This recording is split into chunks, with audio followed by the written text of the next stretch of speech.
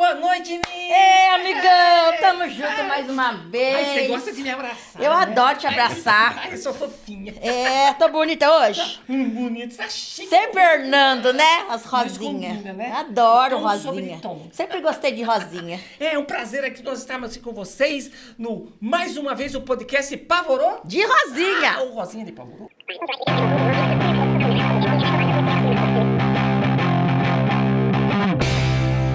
E hoje nós temos um convidado especialíssimo. Por isso que eu vim bem arrumada, aquele pavor demais. Você tá com segundas intenções? Não, é com todo respeito. Eu vim muito bem arrumada porque ele pavora muito, ele é muito bonito. Ah, então, como ele é um galão assim, né? Galã. Ah, galã.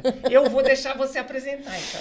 Gente, é o Matheus Carriere. Olha que honra! Que honra minha. É. Seja bem-vindo, meu amigo. Muito obrigado, Ele que é seu saudade. amigo, né? Meu amigão, claro. Sim, a gente já se encontrou algumas vezes Muitas lá no programa vezes do no Ratinho, SBT. Lá no SBT, Rosinha também, Eu a gente já não ia fez falar- eu vou falar um alguns negócio. programas. Nós não é assim, nós já é assim. Ó,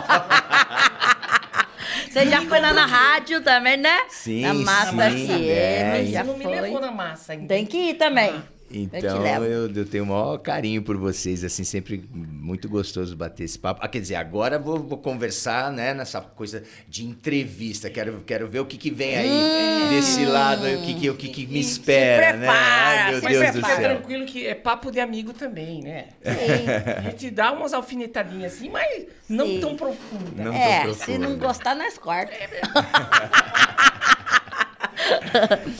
Ah, mas muito obrigado pelo convite, estou muito feliz de estar aqui e com certeza a gente vai se divertir muito e vai divertir a galera sim. que tá aí assistindo, né? Matheus, agora eu não sabia, você começou com o Silvio Santos no Boa Noite Cinderela. Foi um dos programas que me colocaram assim na mídia, como se pode Como falar, era esse né? programa? Era um Que não é da minha época, sabe? Não é mesmo, com certeza. Era um quadro eu do programa lembro. Silvio Santos Ah. chamado Boa Noite Cinderela, Ah. ainda na TV Globo, quando o Silvio Santos fazia... Olha, muitos anos atrás. Você não vai lembrar disso, você não era nem nascida. Mas não era Globo? Não chamava então, Globo? o Silvio Santos era responsável pelo domingo da TV Globo, né? Entendi. E aí ele tinha lá alguns quadros do programa, né? Tinha o show de calouros, tinha programa de game, bababá. Sim. Mas no final da tarde, assim, tinha um quadro chamado Boa Noite Cinderela, que tinha... um mini júri, que eram algumas crianças que faziam perguntas para um artista ou para uma personalidade que ia lá ser entrevistado pelas crianças. E junto com isso, chamava-se Boa Noite Cinderela, porque eles escolhiam três crianças, três meninas, para receber prêmios, né, em qual dessas crianças coubesse o sapatinho, ganhava todos os prêmios lá. Esse era o mote, Que assim, legal! né? Por isso que chamava Boa Noite Cinderela. E era um quadro que fazia muito sucesso, emocionava as pessoas, porque geralmente uma criança humilde ganhava um monte de prêmio, brinquedo, roupa, alimento, cesta básica, enfim. Tinha todo esse apelo que já na época fazia muito sucesso e era muito legal da parte do Silvio Santos de sempre o programa dele deu muito prêmio, muito brinquedo para criança. Deu tudo. dinheiro. E tinha essas crianças e eu era uma dessas crianças que faziam perguntas para os artistas. Muito e aí legal. comecei lá. Quantos anos? Eu tinha 7, 8 anos. Uau! Mas você queria mesmo ou foram seus pais que... Então, a Porque minha... geralmente tem muita criança que... Não, minha mãe me levava desde bebê, na verdade. Eu fui dessas Tá do crianças... zoião azul, assim. eu fui desses bebês rechonchudos, assim, sabe? Com olho azul. Uma E aí- boa propaganda. Né? Então, minha mãe me levava para fazer comercial. Eu fui dessas crianças que faziam comercial de TV. Minha mãe me levava, ela adorava. E eu gostava. Meus irmãos iam também, mas meus irmãos não curtiam. Meus irmãos era como você falou, Era meio... vamos juntos. Ai, mãe, de só novo. porque a mãe manda. Aí minha mãe não tinha muito saco. Aí, não, vou levar seu irmão que ele gosta, ele não reclama. E eu gostava mesmo, eu gostava daquele ambiente, gostava de estar lá da plateia, gostava de falar. Pra mim já estava meio na veia aquilo, né? E aí que assim começou a minha carreira. Nesses estúdios da TV Globo, na Praça Marechal. E aí depois O Silvio Santos ganhou a concessão do seu canal. Primeiro era TVS, que era só em São Paulo. Depois veio o SBT, que era no Brasil todo. Sim. Né? E aí fui pro SBT. E aí também comecei a fazer novela e comecei a fazer teatro. Já foi uma transição direta para novela. Sim, aí junto com isso eu comecei a fazer novelas na extinta TV Tupi. Né? Então foi quando começou a minha carreira. Assim, mas para mim no começo era brincadeira. Na adolescência, eu comecei a perceber que aquilo podia virar profissão, né? Quando a gente chega na escola, no ensino fundamental, no ensino médio e tal, você começa a pensar o que eu vou ser quando crescer, qual vai ser minha profissão, que vestibular eu vou prestar. Sim. O dinheiro começou a ficar comigo, né? Porque no começo, quando você é criança, os pais, né? Aí quem cuidava disso eram meus pais. Sim, Os cachês todos ficavam com eles. Sim. E eles administravam tudo. Na adolescência, aquela fase que o adolescente já quer ganhar mesada, peraí, não preciso ganhar mesada, eu trabalho, então o cachê fica comigo. Aí meus pais, ok, então tá, então já comecei a achar que aquilo... Tomar gosto, né? Comecei a tomar gosto, exatamente, isso né? aí. A independência financeira para um jovem eu acho muito legal. E saber administrar esse dinheiro. Para mim foi muito importante isso também, né? Que é uma coisa que os jovens não são ter essa não são matéria ensinados. no colégio, né? Começar. Até tem, mas é muito tímido. As crianças Mas não todas, né? A gente não ensina as crianças a administrar o dinheiro. E isso é muito importante. Ensina assim. até a ganhar, né? Devia ter aula de educação financeira, né? Exatamente. E isso para mim foi importante, porque aí eu já sabia o quanto eu ia ganhar, que dia que eu recebia, né? Que dia quanto que eu podia gastar, se eu podia já fazer alguma prestação, se eu podia pagar alguma coisa em vezes, né? Se eu podia pagar à vista. Aí descobria que à vista tinha desconto. Olha, então que é melhor legal. juntar um pouquinho. Isso tudo eu descobri muito cedo, com 12, a 13 vivência, anos, né, ali do 14. meio, né? Então isso para mim foi uma escola, foi muito E legal. Que legal. a primeira novela foi... A primeira novela foi na extinta TV Tupi, chamava-se Um Dia o Amor. E com quantos anos? Eu tinha 7 anos, Também foi em criança. 1975, e é a partir daí que eu conto o tempo de carreira, porque foi meu primeiro registro em carteira de trabalho. Eu lembro minha mãe me levando no Ministério do Trabalho, tirando minha carteira de trabalho. Tinha que ir no Ministério, no Juizado de Menores. Pegar autorização. Pegar autorização para fazer determinado trabalho e tal. Então, e eu tenho as minhas carteiras de trabalho até hoje, tudo guardadinho para fazer para a época da aposentadoria, né?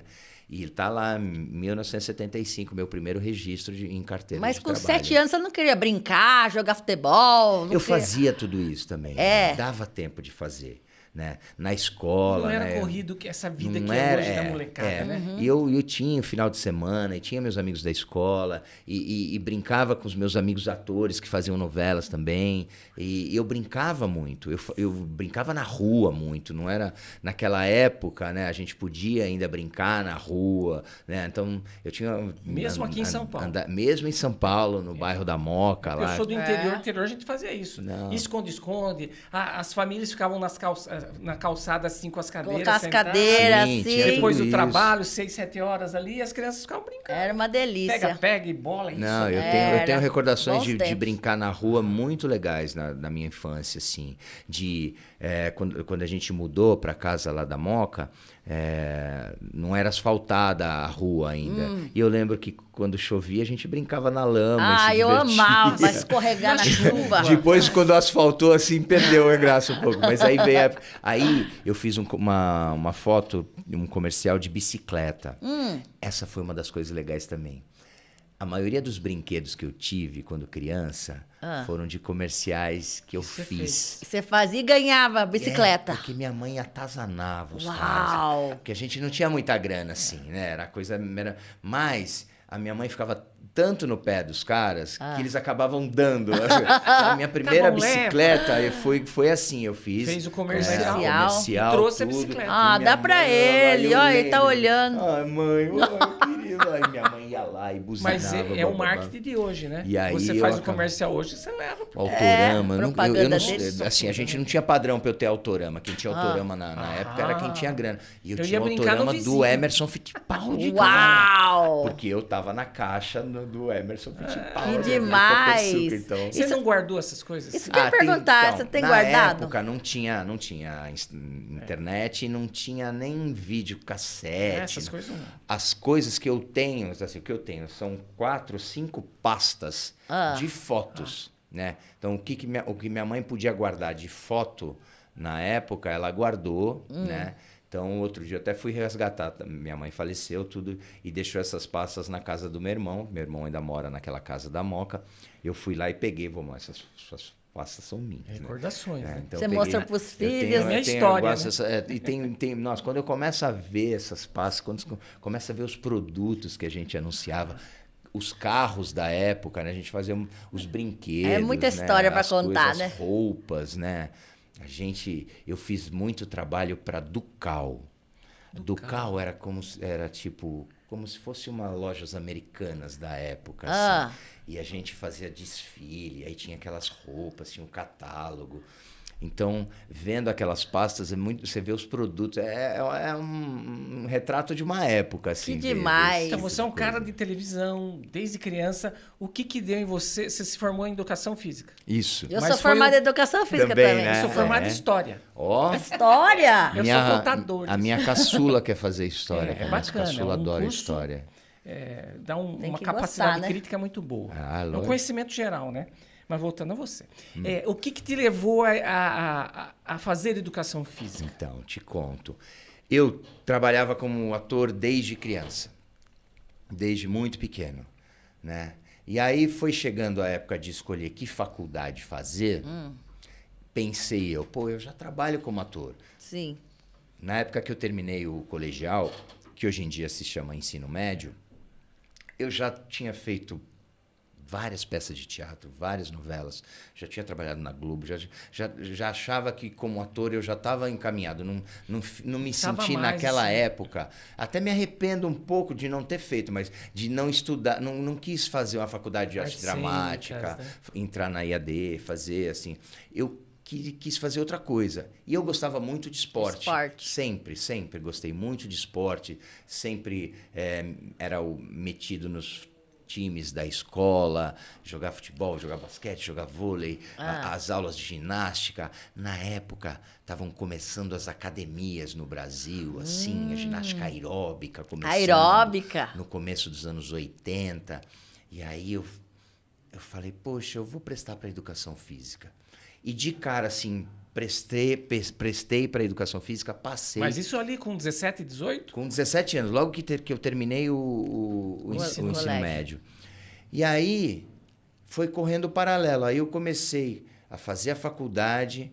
Naquela época, a gente podia dar aula sem ser formado. Hoje em dia não pode mais. Não, Hoje em tem dia que tem ter o o CREF CREF, e tal. sim. Naquela época não tinha o CREF, a profissão não estava regulamentada. E eu, logo no primeiro ano de faculdade, eu comecei a dar aula numa grande academia em São Paulo que se chamava Runner. Nem existe mais. Eu mas- lembro da mas foi a Eu Runner. fiz Runner. runner Eu ali fiz- na Zona Norte. fiz na- a Leopoldina. No Brasleme, Na na Brasleme. Então, a Runner foi uma das grandes academias dos anos 80, 90. Foi precursor, assim, nesse estilo, né? Tá. E que trouxe vários professores gringos para dar curso pra gente. Então, eu estava num centro de excelência, assim, aprendendo, né? E aí comecei a dar aula na Runner, terminei minha faculdade, só que junto com isso a carreira de ator continuou, né? Foi sempre paralelo. Às vezes as pessoas perguntam, você virou professor de educação física? Porque às vezes me vem dando aula. Não, nunca, não é que eu virei, uma coisa não parou para eu Você começar faz a um outra. personal. Você dá aula personal. Não, nunca trabalhei como personal, não tenho esse perfil. Na verdade, não tenho essa paciência. Mas você exerce, então, a educação física? Eu dou aula até hoje. Eu sempre dei aula em aulas de grupo. Aulas de aeróbica, aula de street dance. Adoro. né? Aulas de cardio funk, na época que a gente Sim. chamava. E hoje eu me especializei nos últimos 10 anos no bike indoor, que as pessoas conhecem como spinning. Sim. né? Que é puxado, hein? Eu dava Então- aula de spinning também. Então, e eu dou aula hoje num estúdio de bike. É um lugar que só tem aula de bike. e que são esses estúdios que apareceram na última década, assim. Então eu me especializei nisso e até hoje eu continuo dando aula. Chama-se High State. Então, Bacana, eu né? dou menos aula, lógico, eu também, com 56 anos, também não dou a quantidade de aulas que eu já dei, mas ainda continuo dando aula, ainda acho prazer de dar aula, mas sempre aulas em grupo. Eu nunca tive a veia, nunca tive a paciência de trabalhar como personal. O personal tem que ter algumas qualidades que eu acho que eu não tenho, como, por exemplo, ser o psicólogo do aluno. Com certeza. Ou ficar lá ouvindo, ou aquela cobrança todo dia. Ai, olha, eu não estou emagrecendo. Não adianta você treinar, se você não para de comer, você vai... Então, E grupo é mais animado, então, né? eu sempre gostei dessa coisa mais animada, da coisa com música. Sim. Né? E hoje em dia, eu passo horas montando a minha playlist para dar a minha aula. Então, isso me dá prazer ainda. E por isso que eu continuo dando Que aula. legal. Você é um cara calmo, tranquilo. Minha esposa não diz isso Não? sempre. As Não, pessoas assim acham parece, que... Mas você é um cara parece que de um você é, diálogo você transmite. bom, uma boa conversa. Como foi encarar a Fazenda? Porque a Fazenda é uma bomba, né? Então, Pra gente que tá aqui fora, pra quem que tá lá dentro, então... na Fazenda eu já entrei mais velho, né? E aí entrei mais velho sabendo que provavelmente eu seria um dos mais velhos. E era, né? E era não só mais velho, como eu era o muito mais velho. A média de idade lá da Fazenda que eu fiz, da Fazenda 12, era 22, 23 anos. A maioria da galera tinha 22, 23. Tinha um de 30, a Luísa Ambiel perto dos 40, eu acho, 40 e poucos. E eu, de 54 na época, hoje com 56. Faz 2 anos. 56, eu tô com 54. Então, há 30 anos a mais quase. Mas deu pra ganhar um dinheiro lá. Hoje eu tentaria, eu acho que eu errei de não entrar sabendo que eu podia ganhar. Você não acreditou, Eu né? não Você não acreditei. tinha uma eu me estratégia Falar, pra eu tô ganhar? Nada. Eu tô fora nada. daquele círculo de não tinha molecada, equipe, né? não tinha equipe, não usava o Instagram, não tinha seguidor. Então, por exemplo, quando eu entrei na Fazenda, eu tinha 15 mil seguidores. E eu entrei na Fazenda contra gente que tinha uns 6 milhões de seguidores. A Mirella acho que tinha Ai. 19 Covardia. milhões. Covardia, né? Então eu pensava... O que eu tô fazendo aqui? Não, mas eu não pensava isso, mas eu pensava, vai ser difícil eu ganhar. Mas estávamos no ano da pandemia. Tudo parado. A peça que eu fazia de muito sucesso, o Vendedor de Sonhos, que faço até hoje, que depois da pandemia voltou com tudo. Tinha parado. Tudo parado. Teatro parado. As minhas aulas, conseguia dar uma aula a gente online que era da ou arte outra. se Então, lascou, né? todo mundo parou. Sim. Né? Vocês pararam de Parou gravar. tudo. Então, imagina. E aí apareceu a Fazenda. Eu falei, então... É um fôlego. Eu meu. vou pra lá. É um fôlego. Mesmo que eu não vá ganhar, vai ser difícil ganhar. A molecada, a Mirella tem 19 milhões de seguidores, o Mariano tem 6 milhões de seguidores, eu tenho 15 mil, não tenho chance de ganhar. Mas eu vou, por quê? Porque tem um cachê de participação. Sim. É um excelente cachê. Tem o merchandising. Né? Que Tem, ganha por merchandising, se você né? ganha por ação de merchandising. sim. Tem os prêmios de alguma Somando prova ou outra. tudo, Somando tudo. Vale a pena. Poxa, salvou Numa a lavoura. pandemia, Num ano ó. que eu não tô ganhando nada. Não é que eu tô ganhando Aham. menos. Eu Nada, tô ganhando nada. Só dispondo do que ganhou, né? Né? Teve muita gente naquela pandemia, não é que passou a ganhar menos, o volume diminuiu. Deixou não, de ganhar, né? o volume Zerou, acabou, zerou. zerou. Só que as contas continuaram. Com certeza. Todas as contas. Nenhuma conta. Agora na pandemia eu não vou te cobrar a mensalidade da escola das crianças. Não, as contas na pandemia continuaram. você não precisa pagar convênio médico. Algum convênio médico deixou de cobrar? Não, Na pandemia, continua. Você não precisa- alguma Os boletos escola chegaram E outra, normais. deixou não de- precisa- Pode comer de graça aqui. É, pega, né? então a Não gente tinha. falou, meu As Deus, despesas então, continuaram. assim, por isso que eu me considero um cara de muita sorte nesse ponto profissional, assim, porque, aliás, em outros pontos também, graças a Deus, não posso reclamar, mas foi providencial. Muito bom. Mas não achava que podia ganhar, e foi um erro, porque eu podia ganhar, porque essa coisa do seguidor num reality show, na primeira semana você destrói isso com as tuas atitudes lá dentro. Com E certeza. foi o que Mas aconteceu. só e eu- percebeu depois. Só né? que eu só percebi depois. Eu só percebi depois. Então você teria agido Ah, diferente. eu tinha... eu teria uma talvez... experiência, é uma experiência. Mas foi legal, assim, porque eu quis me manter assim, falei, bom, e por que eu tô falando isso? Porque eu falei que eu era mais velho, né? E aí eu pensei, o cara mais velho tem que ser, no mínimo, o cara um pouco mais paciente, o cara um pouco mais ponderado, Sim. o cara um pouco mais apaziguador, conciliador. Eu não posso ser E lá eles não querem o isso. velho doido. Mas lá eles não querem isso. Então, mas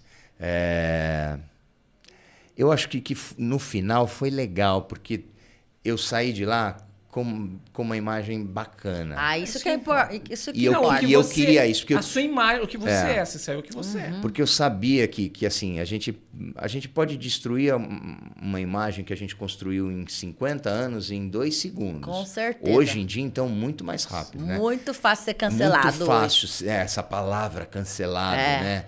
Então, se você fizer... Então, lá eu me preocupei muito. Não que eu fui falso, mas eu me segurei. Sim. Muitas vezes eu queria, sabe, explodir e me contive. E aí foi legal perceber que a gente consegue se conter. E às vezes se conter é bom. Sim. Né? E aí é uma lição de vida que às vezes a gente tem. Fala, poxa, e aí lá dentro eu pensava, porque lá a gente pensa muito, né? Porque não tem muito o que fazer, né? Pô, se eu consigo me conter aqui, se eu posso ser esse cara paciente aqui, eu posso ser na vida também, né? Com as pessoas que eu amo, inclusive. Sim.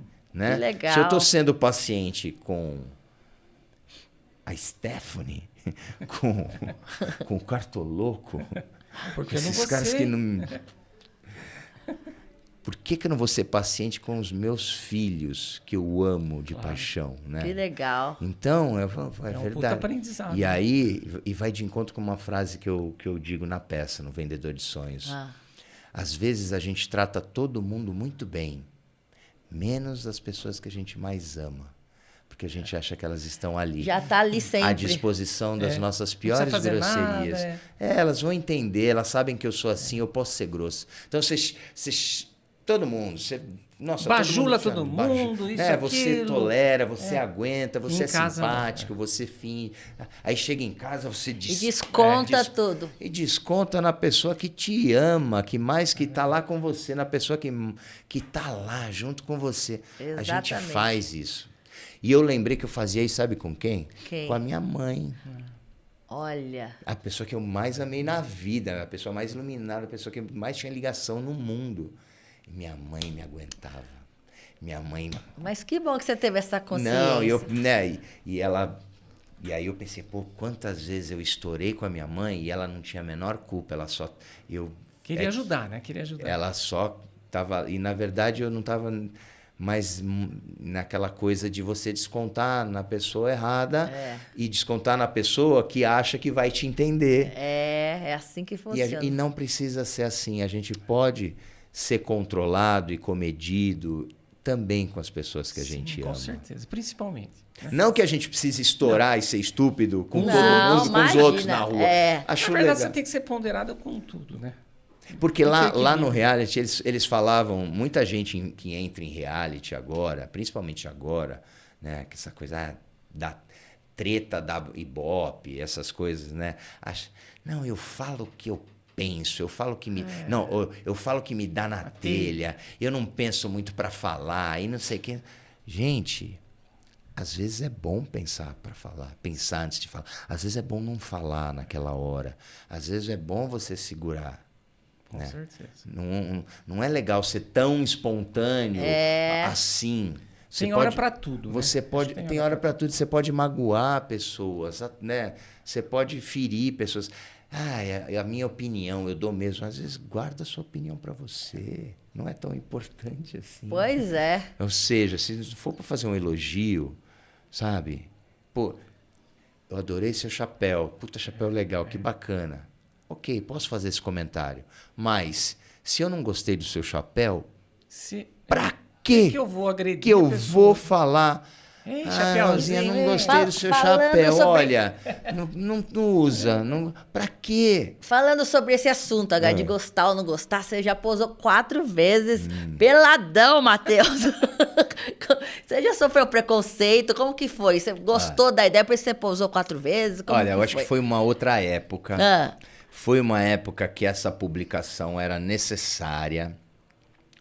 é G Magazine, né? É, G Magazine. Ainda existe G Não, Magazine? não. Hoje eu tenho... Eu pensei muito sobre isso. Assim. Depois que a gente faz 50 anos, Para pra refletir. a gente dá uma... Olha pra trás. Repaginar. a gente olha para trás, para ver o que a gente fez nos 50 e olha para frente e fala, bom, eu vou na fazer? melhor das hipóteses tem mais 50. Então, como foram os primeiros 50, o que tem daqui para frente? Sim. Então, os meus primeiros 50, o que eu fiz? Os filmes também foram nos primeiros 50? Os filmes eu não gosto de falar, Tá, não então- vamos falar então sobre vamos deixar isso. pra lá. Tá. Agora, da G Magazine, eu me orgulho de ter feito.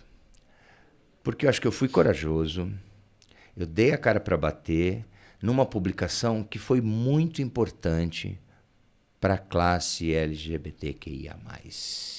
Você sofreu preconceito? Não sei, mas eu acho que eu tenho mais admiração do que preconceito nessa publicação. De pessoas que na época não tinham voz nenhuma, e a revista não era só isso, né? Tinha um As ensaio pessoas pegam nu, isso, né? mas tinha todo um editorial que dava voz a um público que não tinha voz, ou que tinha muito pouca voz. Então, hoje eu recebo muita mensagem, muita gente fala para mim, pô, Matheus, eu me entendi homossexual a partir da G Magazine. A G Magazine era uma publicação, foi muito importante para mim. Ver você lá, um cara assim, do teu nível, você é um ator famoso, tudo, na G Magazine, me deu coragem para me assumir gay para meus pais. Então... Foi um papel social muito importante. Pode falar o que quiser, pode falar que não, mas se você pensar num contexto da época, que as pessoas não pensam muito assim, né? Mas num contexto da época, sabe? Anos 80, 90, É a coisa anos do 90, Rosinha, principalmente. de vir abrir as portas. Exatamente, né? Encorajar as pessoas a ser o que é. serem o que são, né? Isso. E aos seus familiares, principalmente, Respeitarem, aceitarem, né? Começarem a perceber que isso não tem a menor importância. O importante é ter caráter, é você ter bom coração, é ter boas atitudes. Sim. O que você vai fazer com a sua sexualidade, né? A tua orientação sexual, a tua... Né? Problema de cada um, né? É igual eu gosto dessa Carolina ou Eu dessa. gosto da outra. Eu da gosto outra. dessa. Você tanto faz, assim. Isso não faz de você uma pessoa melhor ou pior, né? Agora, Respeito, né? outras coisas são piores, né? Outras coisas são ruins. Você prejudicar outras pessoas, você não ter boas atitudes, isso sim é importante. Foi a partir de lá que você começou a defender com mais afinco Comecei a perceber que era que eles precisavam, né? que era uma que era uma minoria que precisava, que merecia mais respeito. Eu sempre tive isso, porque como ator, né, e dentro das artes, não é que em outros lugares não exista também, mas nas artes, né, as pessoas se sentiam se expressam mais e se sentiam mais se livres, se liberam mais. Né? Então, falar, não, mas na TV tem Tá muito cheio, homossexual. Não, tem muito homossexual em todo em todo lugar. Isso não é E coisa o da bom TV. hoje que, né? Mas eu, como trabalhei muito em TV e teatro, eu convivi bastante com isso. E sempre aprendi a respeitar e a ter carinho e a não ver diferença, né? Uhum. Tem o hétero legal, o hétero que não é legal. Tem o homossexual que é legal e tem o homossexual que não é legal. É o ser humano, Sim. né? E aí... Só que depois da G Magazine, depois de perceber várias coisas, depois de ter meus filhos, depois de ver minhas filhas, né, já numa nova geração, né, Que são mais cabeça aberta. que são mais cabeça aberta, para eles não tem esse negócio, que lidam né? muito melhor com tudo isso. Não, às vezes é bom, né, defender, às vezes precisa de uma voz, às vezes precisa de uma proteção especial. Não é que faz diferença, mas às vezes precisa de uma proteção especial, porque o Brasil ainda é um país que mais mata homossexual. Infelizmente. Né? Então, Coisa de louco. né, as pessoas apanham porque têm uma orientação sexual diferente, porque não são héteros. Isso é um absurdo sofrer uma... Então, você começa a perceber que isso é um absurdo, né? Que a gente ainda está num país preconceituoso, muito preconceituoso com relação a isso. Então, essas pessoas precisam de proteção. Não precisam de nada, não precisam de regalias, mas precisam de proteção. Com E certeza. a G Magazine começou muito com essa história. Sim. Você falou dar voz a eles, eu lembrei. Você é dublador também? Também. Olha isso, gente. É completo. Mas Você a fez minha... alguns... O que você fez? Fez vários, assim. Então, a gente faz... Quem faz dublagem faz várias coisas, assim, não faz uma só. Eu comecei a dublar muito tarde, eu dublo há pouco tempo, na verdade. A minha carreira como dublador é muito pequena.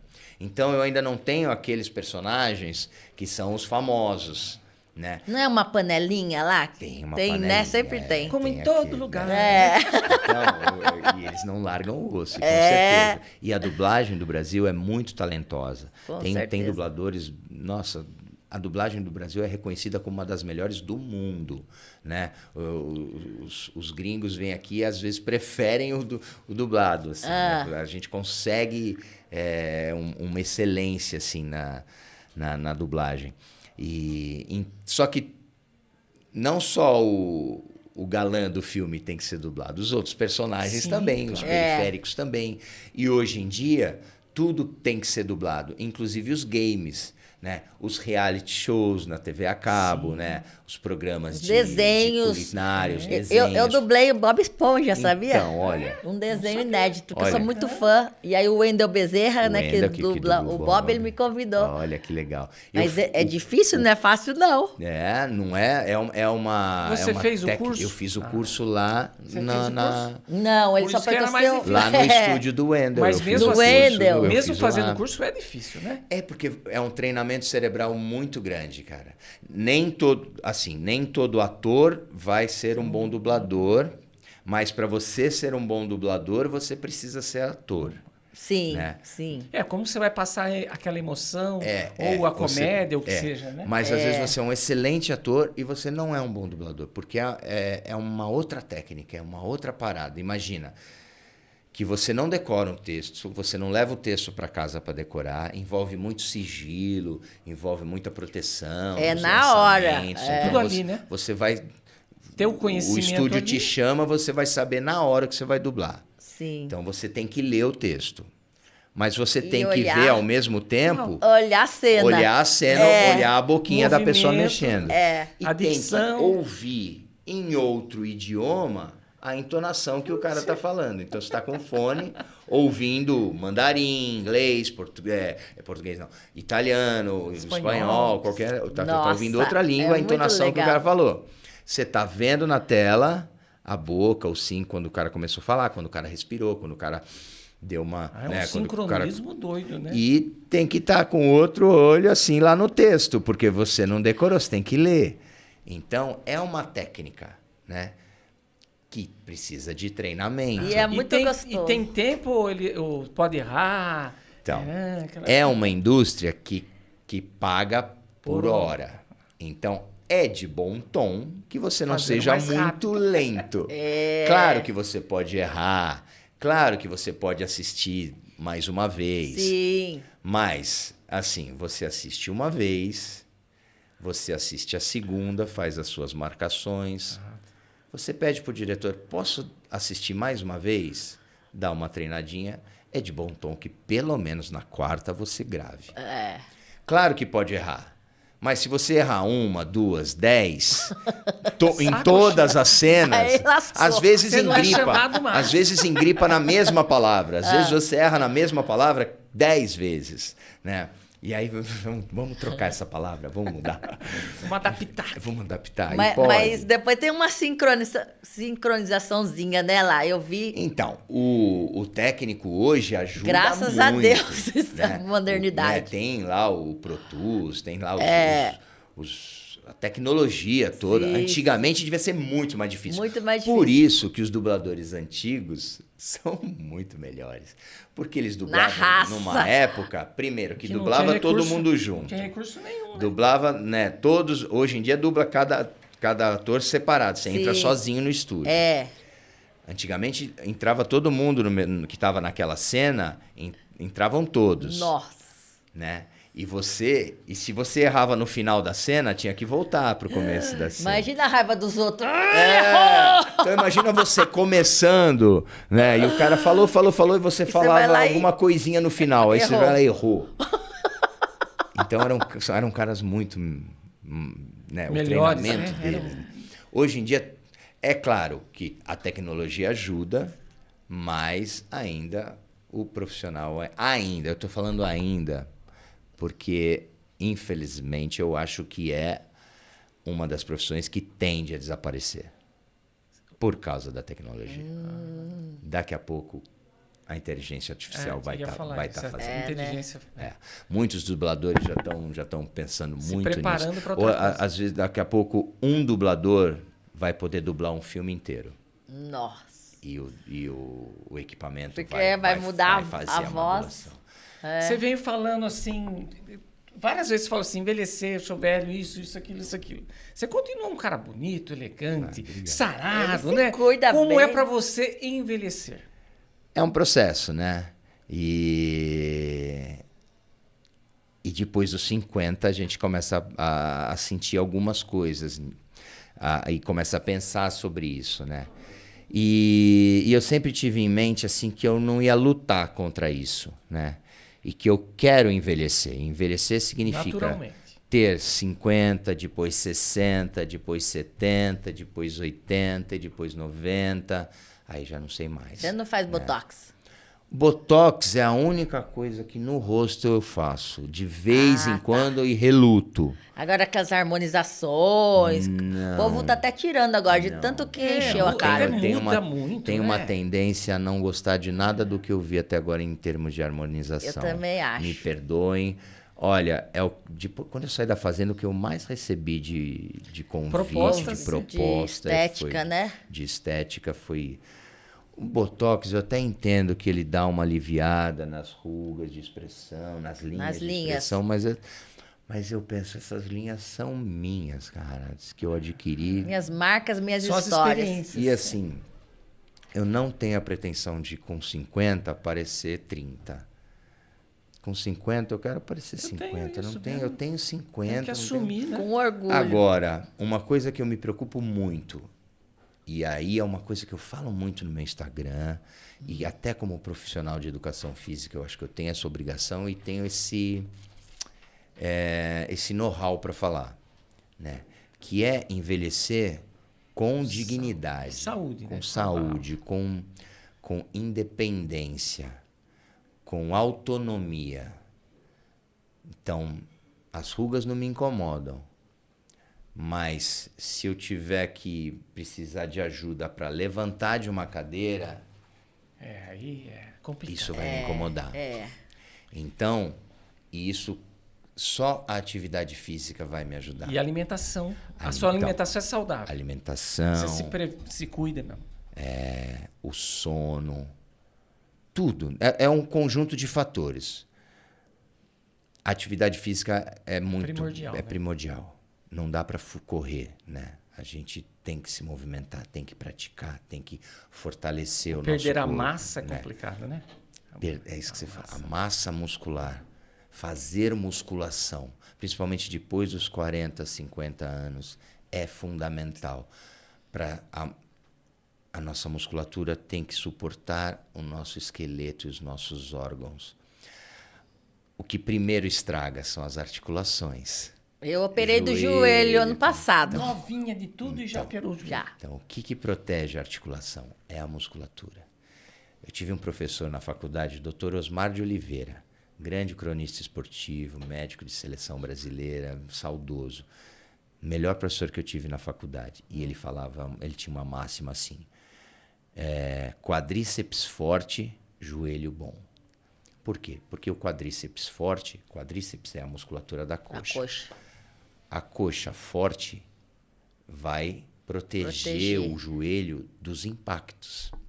Se a tua perna estiver fraca, o impacto vai todo na articulação. Aí vai para o beleléu menisco, ligamento. É isso que eu tô sofrendo. E aí, depois de alguns anos, então, você está sofrendo agora. Sim. Se imagina daqui a uns anos. Daqui 20, 30. E a gente vai viver cada vez mais. Né? A tendência, a gente... Tecnologia, pelo antigamente, conhecimento. 50 anos era um ancião. 60 anos já, nossa, meu. Tá no bico do corpo. Hoje em dia, não, se eu não quero chegar nos 90, cara, na boa. Eu quero chegar saudável, só que eu quero chegar nos 90 você falou, conseguindo tomar banho sozinho, conseguindo fazer uma caminhada sozinho, amarrando meu tênis sozinho. Maravilha. Sabe? Assim vale a pena, né? Assim vale a pena. Com certeza. Mas para isso a gente precisa começar a se alimentar melhor, a cuidar da cabeça. Principalmente a cabeça. Saúde mental, fazer terapia, se conhecer, perceber os gatilhos daquilo que te incomoda, saber o que te estressa, o que te deixa calmo, para você buscar aquilo que te deixa calmo, se conhecer para ver o que te falta. Então, isso só a terapia vai te dar. Então, hoje eu sou super a favor de você se conhecer, fazer terapia. E para ter a saúde mental junto com a saúde do corpo. Então, você vê, não é só uma coisa. Eu como muito bem, mas sou um puta cara estressado, eu não faço atividade física. Eu fumo. Não, então não adianta. Eu treino pra caramba e come tudo errado. A minha cabeça fala malha, meu estômago fala come, meu corpo fala vai dormir. O que eu faço? Isso é ótimo. Eu vi um meme, é maravilhoso. Porque... a maioria das pessoas é o que acontece. Exatamente. E a gente precisa quebrar isso. Né? Em algum momento a gente precisa quebrar isso. E o Drauzio Varela fala uma coisa que eu acho muito legal. A gente não tem vontade de treinar sempre. A gente não tem, sabe, não é gostoso. Nem tudo que a gente faz é gostoso. Você gosta de fazer musculação? Você cria o hábito. Nem todo dia. Você cria o hábito. Só que a gente não faz só o que a gente gosta. A gente faz porque precisa fazer. O ser humano começou a se movimentar não por prazer, por necessidade. Então, o gostoso, o que é? O gostoso é ficar no sofá, comendo, com o controle remoto na mão, mudando o canal da televisão. Isso é o gostoso. É uma delícia. Né? Isso é o gostoso, vamos combinar agora. Vamos fazer o gostoso. Isso vai te levar aonde? Né? É uma escolha. Né? Então, a gente não faz só o que é gostoso, a gente tem que fazer o que é necessário. A gente faz os abacaxis também. Adoro! Por isso, chegou a hora. Chegou esse momento. Ai, meu Deus, estão aprontando. Vocês falaram que ia ser light. Esse é o momento da pergunta abacaxi. Ai, meu Deus. Nós temos 3 bexigas aqui. Cuidado, hein? Amarelinha, azulzinha. Olha, estava escondida. Dentro tem uma pergunta. Você escolhe qual das 3 você quer. A gente vai estourar e tem uma pergunta. Dentro tem uma pergunta. Uma é leve, outra é média, outra é mais apimentadinha. Mas gosta da pimenta. Azul. Ela não estoura. Eu tenho medo. Meio pavor de estourar. Eu estouro. Ele voou. Cadê o papel? Que sorte, não tem pergunta nessa. Ei! Voou. Aqui, ó. Né? Tiver, nós inventa. Vai lá. Foi a mais leve possível. Foi leve? Vai tirar de letra. O que mais te impulsiona a acreditar na vida? Acreditar na vida eu acho que é o convívio com as pessoas. É a gente estar junto. É a gente fazer coisas junto. É a gente precisar e se fazer necessário, né? Outro dia eu vi um comentário assim, você tem que aprender a fazer as coisas sozinho, a gostar de ir numa padaria, tomar café sozinho, a ir num shopping sozinho, a ir num cinema sozinho. E cada vez mais a gente pega esse aparelhinho aqui Escravos, e né? vive num mundo sozinho. É você e ele. É. Eu não gosto disso. Eu gosto de todo mundo junto. Bate-papo, Eu gosto relacionamento, de amizade, família, né? Gosto de Isso é casal. importante. Eu gosto de filhos, sabe? Por exemplo, outro dia eu tive uma conversa com a minha esposa sobre isso, assim. Porque eu falando, você fica muito no celular. Mas você fica muito na televisão. Aí eu falei, bom, pelo menos a televisão é uma coisa um pouco mais democrática. Porque a televisão tá todo mundo senta e pode vendo a assistir mesma coisa. É. Você já reparou? Eu gosto da televisão, E isso cara. em Eu adoro várias... a televisão. Não que assim, a gente fica na sala vendo TV, ninguém fala nada. Não. Mas pelo menos a gente pode comentar alguma coisa. É uma coisa...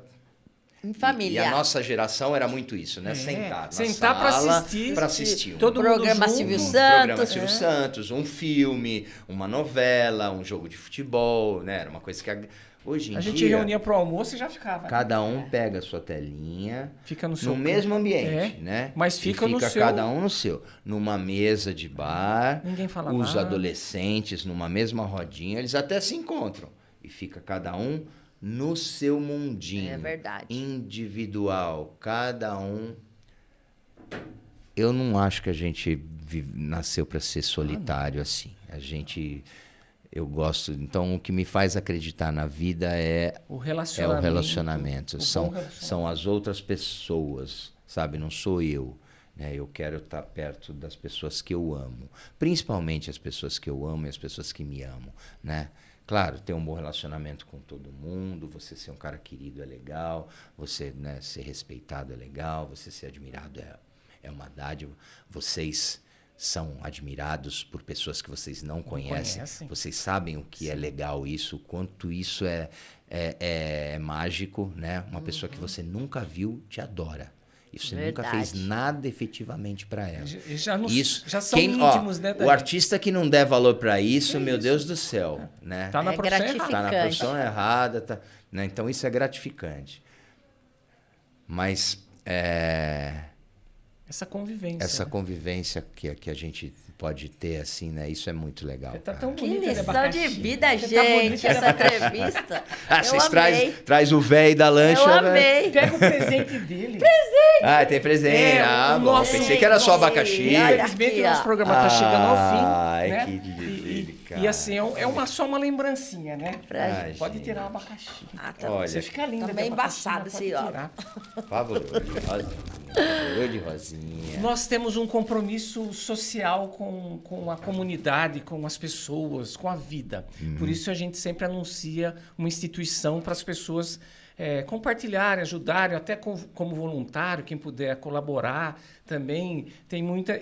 qual que é hoje que nós vamos Hoje é Eternamente Sou, associação sem fins lucrativos que atua em prol a pessoas idosas com LGBT através da implantação de serviços e projetos voltados ao atendimento psicossocial à população, com voluntários multidisciplinares, psicólogos, médicos, assistentes sociais, advogados e etc.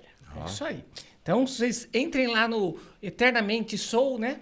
E aí você vai ter todas as informações. Se você quiser ser um voluntário, se colaborar financeiramente, tem várias formas de ajudar as pessoas, né? É isso aí. Então, esse é o nosso recado dessa semana. Era disso que eu estava falando, então.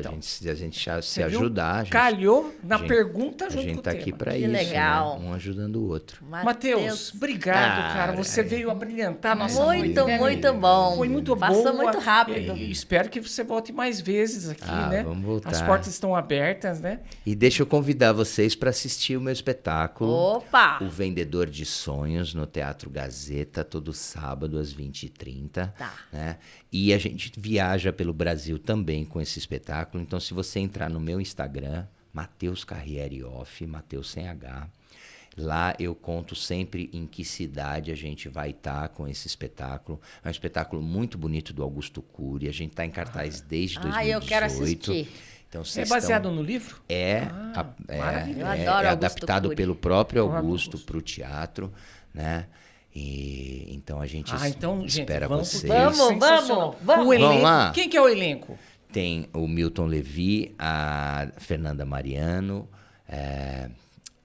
o Bruno Esperança, o Guilherme Carrasco e Adriano Merlini. A direção é do Guilherme Carrasco e a adaptação do livro para o teatro é do próprio Augusto Cury. Nós vamos, né? Demais, eu quero ir, com Nós vamos, certeza. sim. E vai ser um prazer imenso e vocês prestigiem, viu? Tá bom? Segunda. Não, todo Todo sábado, às 20h30. É que eu não sei quando que vai pro ar aqui esse programa. Até a segunda semana de maio, com certeza a gente está no Teatro Gazeta. Vai dar tempo, vai dar tempo. Tá. Então, no Teatro Gazeta, todo sábado às 20h30. Sim. E, se for depois dessa data, a gente vai estar em viajando. alguma cidade E é pelo só entrar no Brasil. seu Instagram E no meu Instagram, eu sempre falo acompanhar. em que cidade a gente vai estar. Obrigado, Legal. Matheus. E queremos convidar vocês para continuar seguindo o nosso podcast. Você falou suas redes sociais já, né? Matheus Carriere Off lá no Instagram. Sem H, o Matheus. O meu é Daniel _ Rosinha. Meu Milene Pavorou. E o nosso aqui é podcast Pavorou de Rosinha. Toca o sininho lá, curte a gente. Dê sugestões também, quem que você quer Pode aqui. comentar, que a Pode gente falar lê o que você tudo. quiser, né? Até a próxima. Beijinhos, beijinhos. Sharon. Valeu!